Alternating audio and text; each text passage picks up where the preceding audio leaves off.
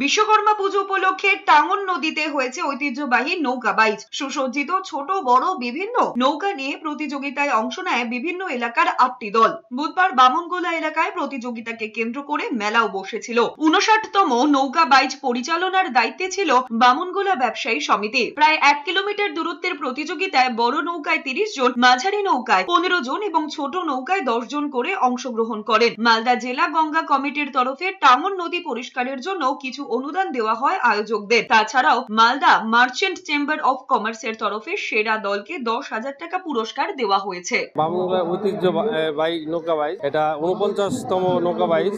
নৌকা বাইচটা বহুদিনের পুরাতন। এটা জেলা পরিষদ থেকে মানে মালদা ডিস্ট্রিক্ট থেকে আমাদের একটা অর্থ দিয়েছে। তত্ত্বাবধানে আমরা গাজল পঞ্চায়েত সমিতি, গাজল ব্লক প্রশাসন, আইসি সাহেব এটা পারমিশন দিয়ে এটা নৌকা বাইচটা করিয়েছে। মোটামুটি 15টা নৌকা অংশগ্রহণ করেছিল। বড় নৌকা আছে, ছোট নৌকা আছে, মাঝারি আছে। ফার্স্ট প্রাইজ এখানে 10,000 টাকা, সেকেন্ড প্রাইজ 8,000 আর থার্ড প্রাইজ 7,000।